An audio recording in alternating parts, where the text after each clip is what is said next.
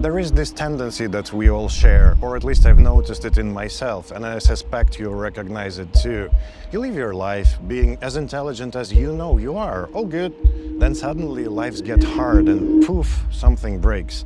Anxiety spikes, the body starts buzzing, sleep becomes shallow, and suddenly your brain becomes stupid and you lose clarity. Your brain doesn't stop, it keeps going, but usually in quite the wrong direction. You keep doing what a capable, thoughtful person would do. You analyze, you think, you replay conversations, you try to reason your way out. What is strange is not just how often it fails, but how consistently it fails. The harder life hits, the more clarity you need. And yet, it is in these moments that we usually have absolutely no clarity at all. So today, I want to explore a simple idea. When life gets hard, thinking doesn't become your strongest tool. And that's not because you're weak or broken, but because that's how the system works. And that's how we are designed by nature. There is a very common assumption that is hiding in the background of modern life. The assumption is that the mind is always available, like you have a stable thinking module you can open at any time like you do with a laptop. But the mind is not a laptop, it's a bit more complex. You can think of your mind as a city. If you ever played SimCity, you probably remember that there are a few occasions when everything runs smoothly. It has energy constraints, traffic patterns, emergency protocols and systems that take priority when something goes wrong. And when certain alarms go off, the city doesn't ask how to be wise or reflective, it asks how to survive. The mistake many of us make is trying to solve the state of emergency using a function that is already compromised by that very state. When our body enters crisis, we try to solve it with cognition.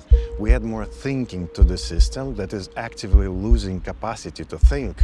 So the output is quite predictable. More thinking, more noise, less clarity. And then the worst part, we interpret that as a personal failure. Imagine at 3 a.m. you're lying in bed, you're exhausted, you need to sleep, and tomorrow matters. And yet, you're wide awake in that sharp way that feels intelligent, but is actually quite hostile. The body feels a bit off, and thoughts that start arriving feel urgent and important.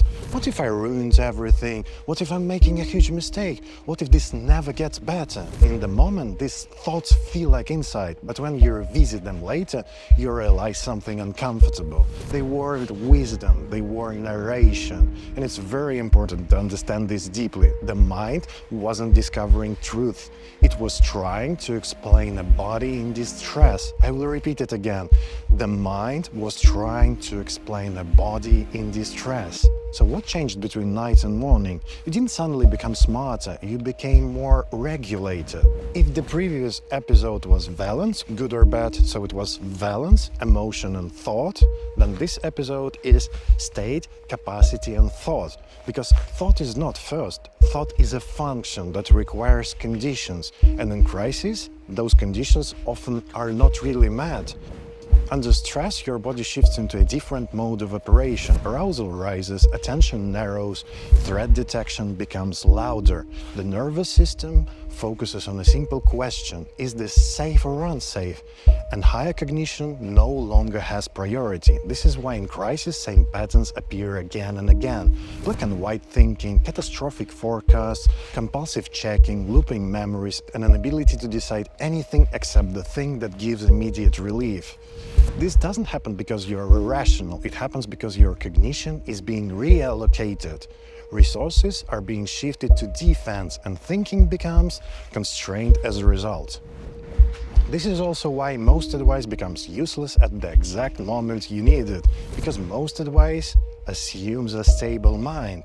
People say, just zoom out, think long term, be rational, make a plan, decide, and you sit there and think, bro, I'm trying. It's like giving someone chess strategy while they are being chased. In crisis, the mind cannot access the same tools, so the advice lands as shame. If I cannot do this, something is wrong with me. No, something is wrong with the conditions. What I'm trying to say is that when life is hard, the first job is not figuring it out. The first job is to stabilize the conditions that make thought possible. If you want clarity, you don't force it, you restore capacity. And sometimes the most intelligent move is to sleep, eat, avoid big conclusions, just until the system comes back online.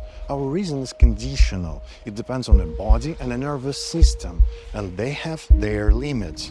Our brain is part of our body, and our body has limits. In times of distress, we mistake a biological constraint for personal failure. It is very hard to master, but in times of distress, we all should learn to ask, what does my mind headquarters actually require now? What does my thinking model need? How do I help my thinking module stop being so overloaded?